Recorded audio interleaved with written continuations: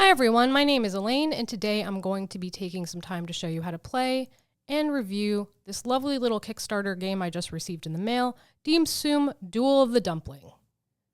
Dim Sum Duel of the Dumpling is a fast-paced strategy game for 2 players, to take about 10 to 15 minutes to play and is recommended for ages 13 and up. In this game, you're trying to gather and eat the most dumplings, because at the end of the game, you count the dumplings in steamers, which may or may not have lids, it doesn't matter, to see who won. Before I get into my how to play, I want to take a few minutes to review the 5 different types of cards that appear in the game. First up is the steamer card, and you can place one of these in front of your tray. Next is the dumpling card, and you can add these on top of your open steamers. Next up is the lid, and you can use this lid to protect a steamer and its dumplings.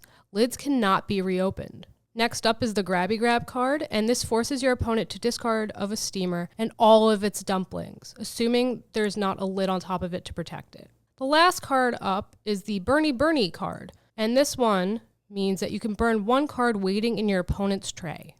Setup for the game is super easy, barely an inconvenience. I've already set up for the blue player, but I'm going to walk you through the process for the orange player. To begin, each player takes one of the colored decks. Like I said, there's an orange one and there's a blue one, and they get to arrange them in any order they wish. I've already done that for both players. From there, players choose any 3 cards to put in a tray facing up. The rest are placed in a deck face down, and then there's some space left for a discard pile on the opposite side of the deck. So to show you how that's done, I've already ordered my deck, and then I'm just going to put out 3 cards for my tray. The discard pile would be in this space over here. From there, you're ready to play, and you're going to choose a first player, and your game is going to commence. On your turn, you can use one of the cards from your tray or the top card from your deck. You're not allowed to peek at the cards in your deck. So, for example, I could choose to put the steamer forward into my play area, and then at that point, I would flip over the next card on my deck into my tray, because the tray must contain 3 cards at all times. Replenishing from the deck when needed does not count as a turn. Now, the other player would go. They could choose to destroy my steamer with this, and they do, so they don't waste it. It's important to note that once a card has been picked up, you must use it or discard it. So I'm going to pick up another card, and they don't have a steamer out. I can't use this. This has to be discarded. Play is going to continue this way, with each player playing 1 card per turn, until both players run out of cards, at which point you would count the dumplings in the steamers with or without lids to see who won. The person who ate the most dumplings wins. Now that you all know how to play, I'm going to meet you all back up top and give you some final thoughts on the game. Now that you all know how to play, I want to take a little bit of time to review the game. I think there are some things that the game could have improved on, and I think there's some things that the game did very well. And I'm going to start off by talking about the negatives so we can end on a positive. First of all, and this is a bit of a double-edged sword, the rule book is very sparse. It is in fact only this little 2-sided card here. Now, this is great because there's not a lot to read and you can very quickly get into the game. However, there are a few problems with this book. First, I believe it might have been translated from another language, or the people who wrote it don't have English as a first language, and some of the phrases are a little awkward. For example, one of the rules says, in turn, use one of the cards from your tray or the top card from your deck, no peeking. I'm assuming that's supposed to be on your turn. I mean, there's nothing egregious about this, but it's just a little awkward. And then the other thing I noticed is that on the back it says, for more information, visit www.brainstackgames.com.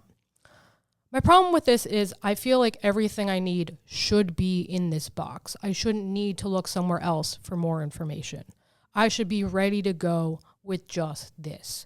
So that's one problem I had. Another problem I had when I was playing with Jeremy is that we noticed that it does a great job of describing like your tray and that sort of setup and the setup for the game and the different cards, but it doesn't really describe your play area or how that's supposed to work or how that's supposed to look. And although we are seasoned gamers and could surmise from, our other experiences playing games, someone who's newer might have a little bit more trouble. So I think it would have been better if there was another few sentences, another little card like this that just had a picture of that and described that for people who might need that assistance. Another thing I did like was the fact that you got to order your cards. You don't usually get to decide when things are going to appear in a game. Usually it's a luck, you're drawing, you're discarding, so on and so forth. I like that. What I found, however, is that I am really bad at predicting how I should play this game. The first few times I played, I'm like, hey, I should get my steamers out so I can dump dumplings in them and cook them up so I can eat them. And Jeremy, being the great big troll that he is, just destroyed them, and I wound up with nothing at the end of the game. So I started to adjust, and I don't know if I'm really bad at this or what have you. I just can't seem to get a good order right. Because I think, yes, you need to figure out what you want to get out early and kind of strategize that way, but you also kind of have to predict what your opponent's going to do to try and get in your way, and that's very, very hard. This might make me seem like a really bad gamer, but I've found that I've had more luck just shuffling my deck and having everything be random. It's the only time I've won this game. I don't know what that says about me, but that is my reality.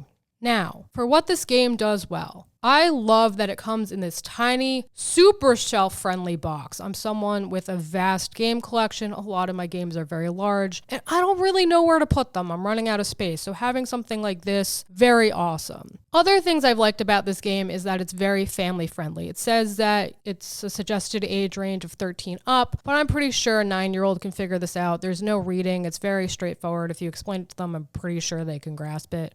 Maybe they won't do as well with the strategy aspects as someone who's a little older, but I think you can play it with them just fine. I like that it's table friendly. I like that it's budget friendly. I like that it's so fast paced and that I could play several games within the span of an hour. Overall, I very much like this game. I think it's something you should check out. And I want to know, have you already checked it out? Did you back it on Kickstarter? Let me know down below in the comments. I always like to know what you guys think. And if you like what you saw here today, if you like this game just as much as I do, give this video a thumbs up, please. Subscribe, ring that bell so you'll know what's up, and I'll catch you all in the next one. Bye, guys.